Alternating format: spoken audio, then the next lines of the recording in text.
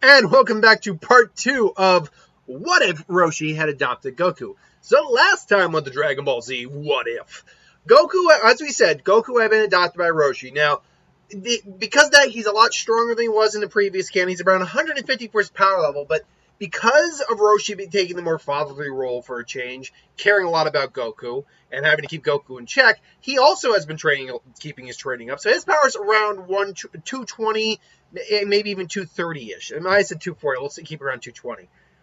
Goku does have some base control over Ozaru. That's what part of the training was about. And he wears his turtle shell. He's kept his tail at the moment because they never thought to remove the tail because they didn't think, hey, let's remove the tail. Maybe that'll work. And in essence, I know people kind of get on my case for that, but people don't get on my case, but I did see some people come and say, oh, we're going to say this again, and blah, blah, blah. But when you really stop and think about it, it's like, why would you think cutting the tail off would do anything? Anyway. But now we met with Bulma. They gave her the Dragon Ball, and Goku is going along the journey. Roshi said, you should go with him, Goku. I've seen the world plenty of times in my age, but if young lady tell me, would it be possible to get multiple wishes? Well, I mean, I think they only work the Dragon Balls only work once a year and stuff like that. Roshi basically said that he's considered now. He's considered now that the Dragon Balls are what they do and all that is now presented to him, that if he could regain his youth again, that would go very well to raising his son, raising Goku, because he will regain his youth. He'd be able to hold his true power for much longer. Plus, his base form power would probably go up a great deal too, and he'd be a more effective individual here. So, she said, well, I mean, I really go for marriage. Oh, don't worry, I got plenty of years left in me still. You go and get your wish, young lady. I'm more than patient enough to wait for mine. It's like, all right, Dad, I'll see you later. Take care, boy. So, that's where we left off. So Goku travels to Bulma. Now, the whole Oolong thing would be go to say, because I'm, again, step by step here. The Oolong thing would go the same. In fact, it'd go even quicker than it did in the original, because he would, be that much stronger than Oolong. The Yamcha scenario, though, it would probably go a lot more in Goku's favor, despite the fact he was starving stuff. I do believe he'd still be hungry. But again, remember, this Goku actually has a much better sense of the world around him. Idea of where food comes from, people, all that. Knows what a woman is. He's met several in his day. But he still is Goku, so he doesn't plan for these things. He just, forgot to eat. They ran out of food. So I'm so hungry. And Yamcha comes, and they have their fight. Now, luckily, even hungry, Goku is leagues beyond Yamcha right now. Leagues beyond. So he still manages to thoroughly thrash Yamcha quite a bit. And then they go off. Obviously, Oolong drugs them. The Yamcha thing happens again. He sees Bulma's tits, and they move on. Those mounds. That's what happened. Those mounds. But then there's the Boss Carrot thing, and I think that would go roughly the same. In fact, Goku might actually be a lot more capable in this than he was, because he's had training by Roshi. He's been in the world before. He knows a lot more effectively when he's being conned or when not to do something. So, yeah, he actually thoroughly thrashed these guys. But because he doesn't have the power pole here, he doesn't send them to the moon. Instead, he just beats their ass and sends them to prison. Which, yeah, by the way, let's be honest, how the hell did that work? Who knows? I mean, I get it's based apparently on a legend, but let's be honest, how did that work especially because we established there is no atmosphere on the moon or in space, so they can't really breathe. Yeah, they can survive a bit with energy field or auras and holding their breath, but still, come on. But anyway, yeah. So I think the Boss Carrot thing would actually be resolved in a lot more standard manner. Then you get to the Fire Mountain. Now this would be very interesting. Goku is still very much weaker than the Ox King. When he punched Ox King didn't even notice him. But here, if he, him and Chi-Chi and Ox King interact, First off, Goku saves Chi-Chi from the dinosaurs. Like, oh, thank you. It's like, yep, oh, no problem whatsoever. And, him and Bulma go off, and they find the fire mountain. It's like, why is it on fire? It's like, I'm not sure, it's been burning forever. It's like, who is there? And, comes out Goku with the axe. Goku and him kind of, duke it out for a little bit. Goku's actually able to hold his own a little better this time, although his punches, instead of, just being nothing, it's like, boom. It's like, you little brat, I am the Great Ox King. Excuse me. Sorry, it's a bit more easy. I am the Great Ox King. And Goku's like, wait, Goku, no. It's like, wait, you're the Ox King? I am. It's like, wait, you trained under my good dad. Wait, Roshi? My Master Roshi is your father? It's like, yeah. Yeah, no problem. Absolutely. I didn't know we had a son to think it meant his age. Oh, I'm adopted. It's like, that makes a lot more sense. Still, to think that you would be, Master Roshi would take a young boy in. Fascinating. It's like, and Chi-Chi's like, wow, you were adopted by the great Master Roshi? Yeah, sure was.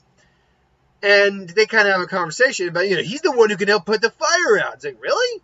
I don't know if my dad can help, but I mean, I can go get him for you. And he go get some Roshi for him. Obviously, Roshi can't fly in the Nimbus. I actually can't remember how he got there. To be fair, but either way, Roshi comes and obviously does the Kamehameha, and he blows up the fire and say, "Oh, I mean, I could have done that too." It's like, wait, what? It's true. The boy took quick to it.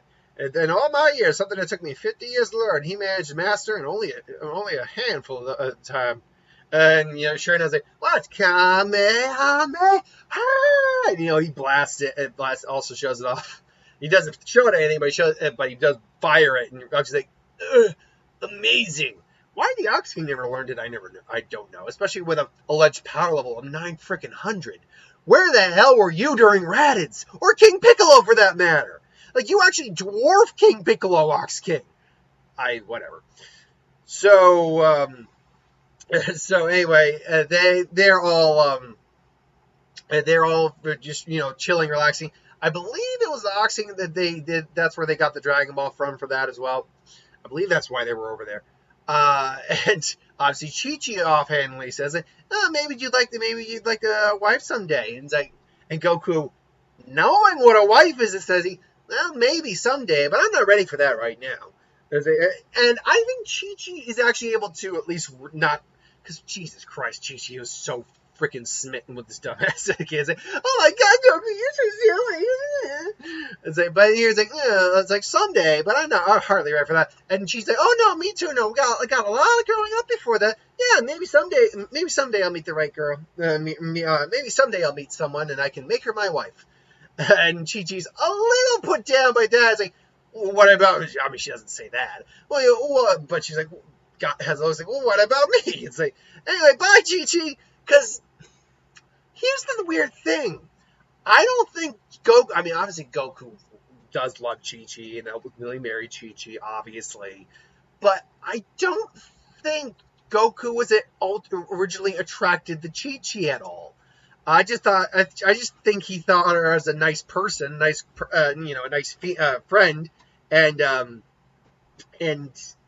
just was, sorry, I'm trying to relax a bit more. I'm just taking my socks off. And just, conversation with her, because obviously he didn't know what a wife was, so he has no concept, no true concept of actual attraction right now.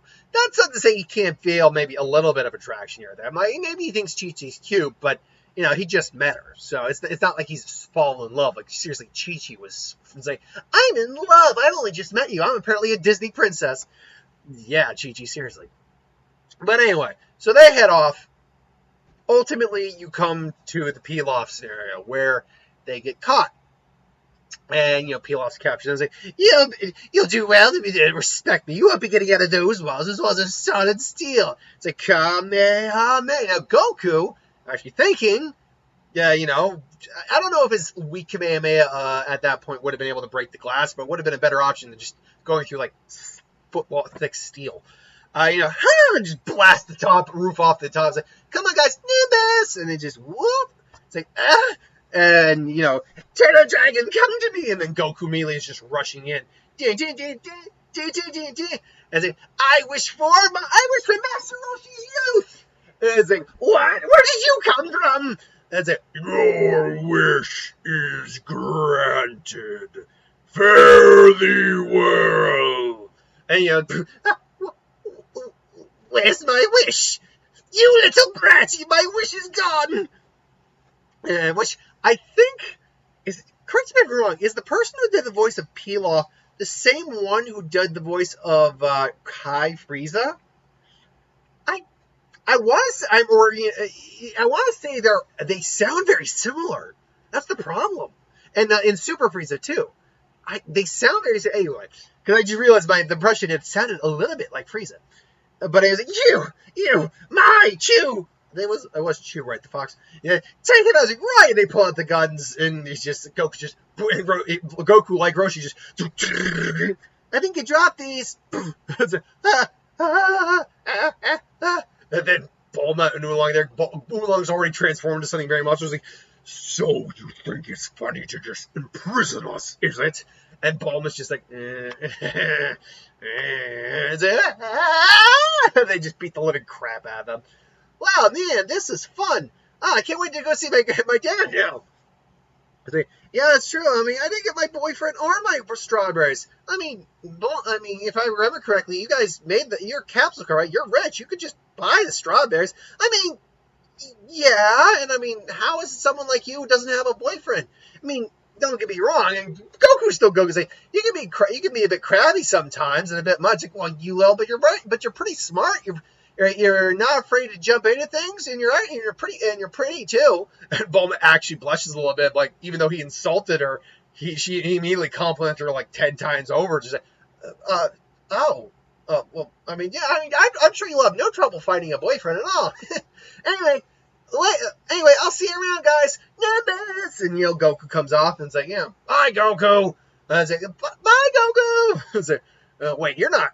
Hey, oh, someone's blushing. It's like, come on, he's like 12. Yeah, but in about 10 years, in about 5 years, he'll be 17, and you'll be what, in your early 20s? I think that's more than legal enough. Why, you shut up!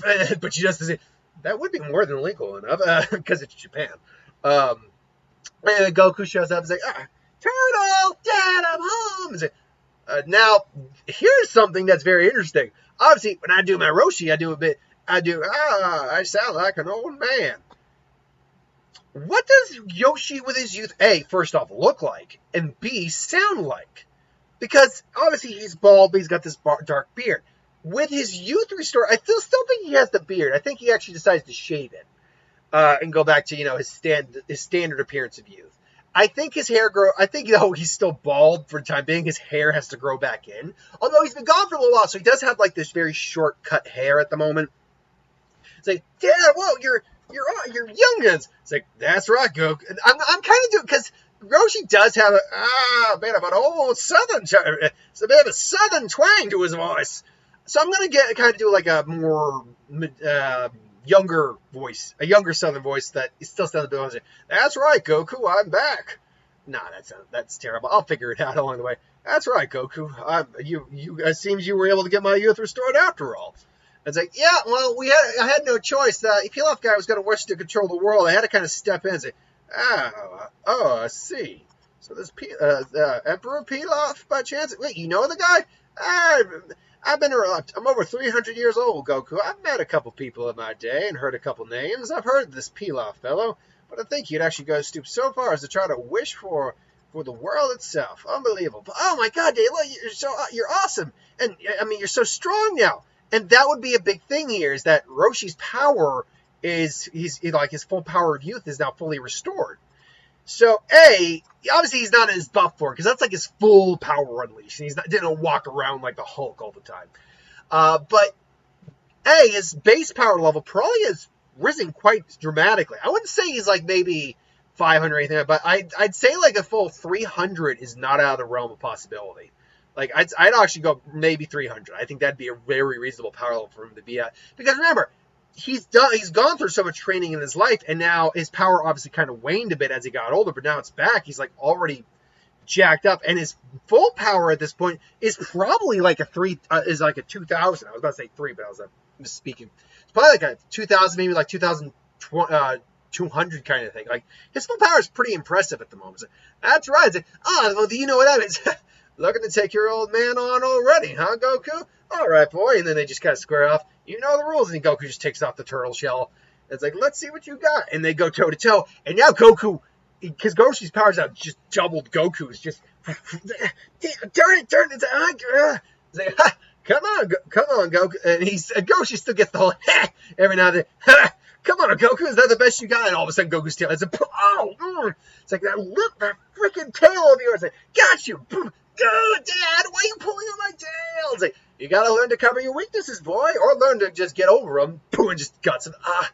That didn't hurt as bad as last time, but man, that wasn't fair. Shows what you know, Goku.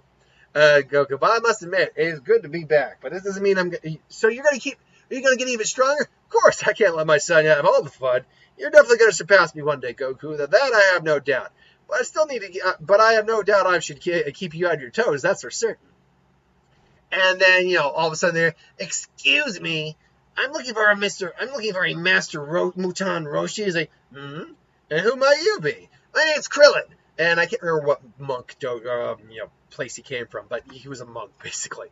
I came from this, and I'm looking to train her. I say, And he just look at, really? Interesting. Well, I can tell. Well, I haven't really taken a student on in some time, although Goku does count. He's like, wait, you're Roshi? He's like, that's right. That's right. I am Mutan Roshi. And like, he's got the.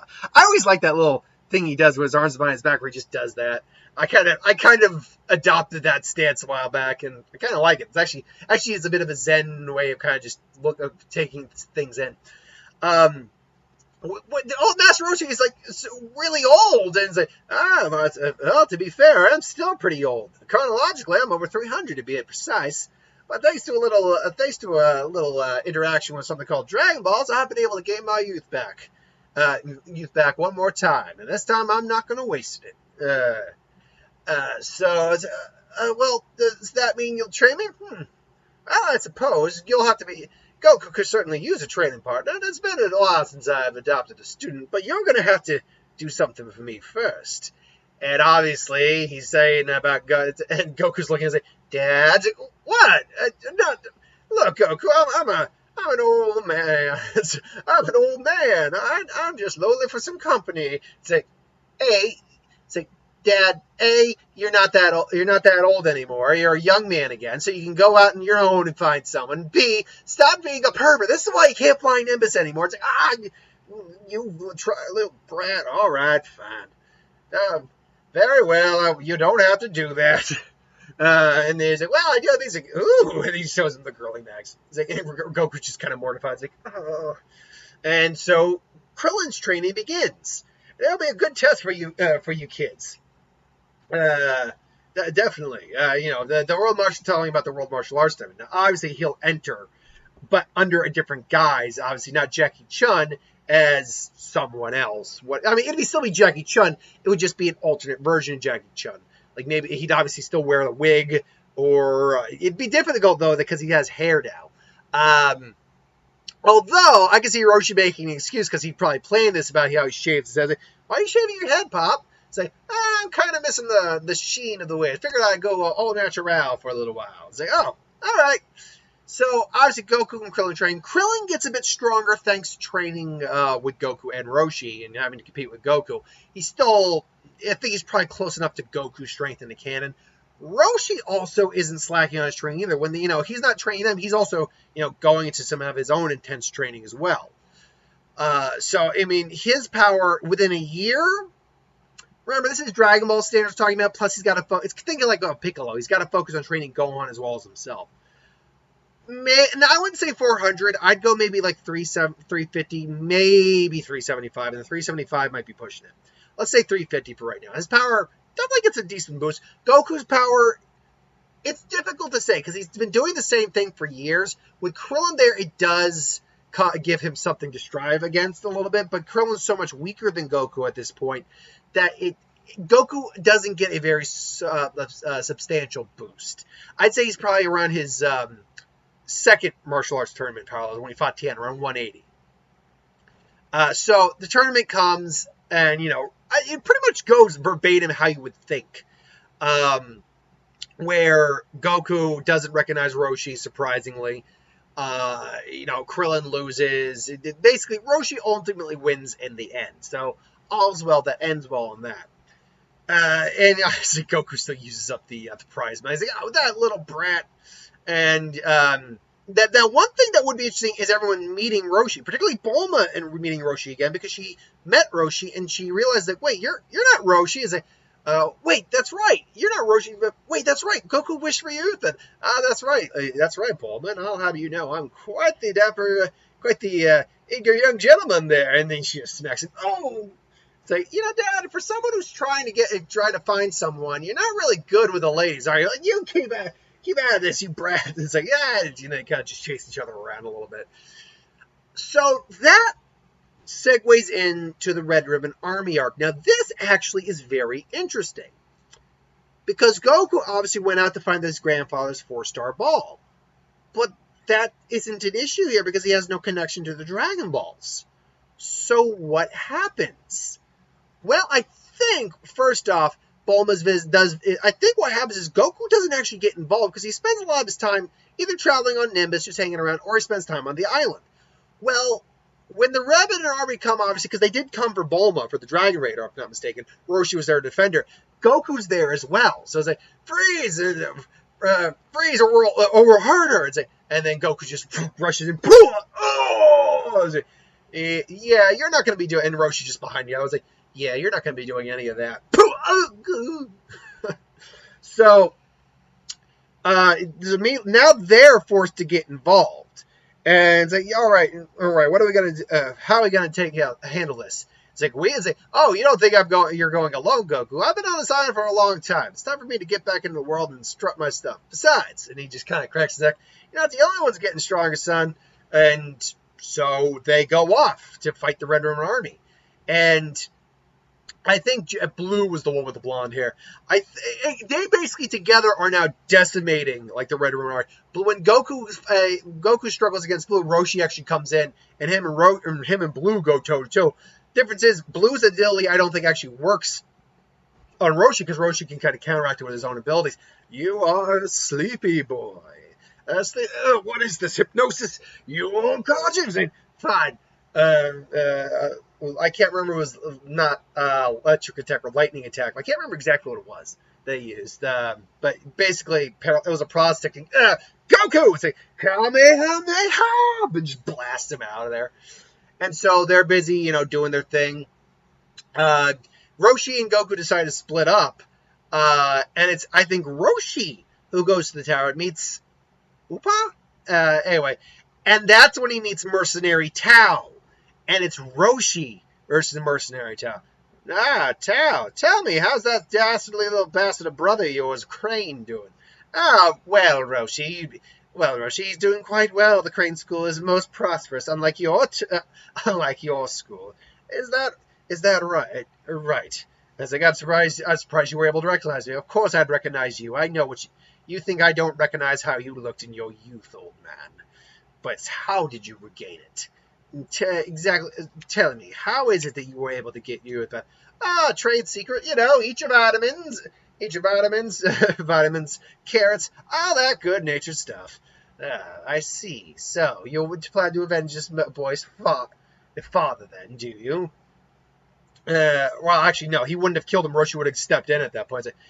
So you're planning to get in the Red Ribbon Army's way, is it? Oh, you care about the Red Ribbon Army. You're just a mercenary. I can at least give your brother credit. He at least tries to act with some honor. Honor, a useless thing for cowards and weaklings. To get what you want in this world, you can be nothing but ruthless, Roshi. You should know. But enough chit chat. And he just kind of squares off, saying, let's see what you got. Let's see if the old youth really has been restored. Now, what he doesn't realize is Roshi has been training a lot. Not even beforehand, he was already much stronger than he was in the can. Now with his youth back, Roshi said, "You might not like." And he kind of his voice kind of goes back into Roshi a little bit. You might not like what you're about to find. And, they kind of square off. Now, Roshi at this point, having, been training with Goku a bit longer, is probably not hitting about the 400 range. Goku's hitting right at the 200 range. So they both just square off with each other, and Roshi immediately just starts beating the shit out of Mercenary. Just, how could you gate? You weren't this strong even in your youth. You really think I've been laying my laurels, boy? No. True martial arts never stops trying to improve themselves. That's something even your brother knew. And then Roshi just comes and beats the living crap out of him. This is for all the people you've hurt in your day, child. It's like, ugh. And this is for all the families you will never hurt again. Kamehameha! And just as Goku nearly killed Mercenary Tao, Roshi kills Mercenary Tao. So ultimately he beat Mercenary Tao down. Now he knows what Korin's Tower. We know he knows what Korin's Tower is. Korin's Tower. Korin's Tower. I believe, I can't remember if he trained there. I want to say he did train there. Let's see here. Sacred Tower is located in the sacred land of Korin. Sorry, I'm looking up the history right now. I want to be sure if Roshi's been here or not. Because I think it took Master Roshi 3 years to get to the sacred water on top. Yep, Roshi has been there. So because he knew the layout of the land, so it made more sense for him to go than Goku. Although he thinks, perhaps it is time for Goku to visit Korin. Not because he thinks he would benefit from training that much. Ultimately, Goku's just much stronger at this point. But he thinks he should always learn from more than one master. So after Red Ribbon Army is defeated, he takes him to Korin's Tower. He's like, what is this place, Dad? He's like, Korin's Tower. Master Korin lives. It took me 3 years to get the sacred rod on the top of this mountain. But knowing you, it should only take a while. Come on, why don't we have a test? Come on, father and son contest. And it's like, all right, Dad. And they both run up the tower, and they eventually get there. And say, it's been ages since I've been up here. It barely took me barely any time at all this time. My word. So Roshi, it's been a while. And to think you haven't aged a day, but that's not surprising given how you kept quiet, Dad. Well, you can thank my son for that, Korin. And Goku looks and sees this talking furball of a cat. He's like, so you're Goku, I see. Yes, I am Master Korin. Pleasure to meet you. And so that is the end of part 2. We covered a lot of ground in this arc because a lot of things didn't change or just went a lot faster because of different changes. But now that Roshi has his youth back, we'll see how he really plays in the long-term story of Dragon Ball Z. Anyway, thanks for watching. Hope you enjoyed. Like, comment, share, subscribe. As always, you want us to review something, put in the comments below. Let us know we'll do a review of it at some point. Hit that bell if you want to be notified. Thanks for watching, and I'll see you later.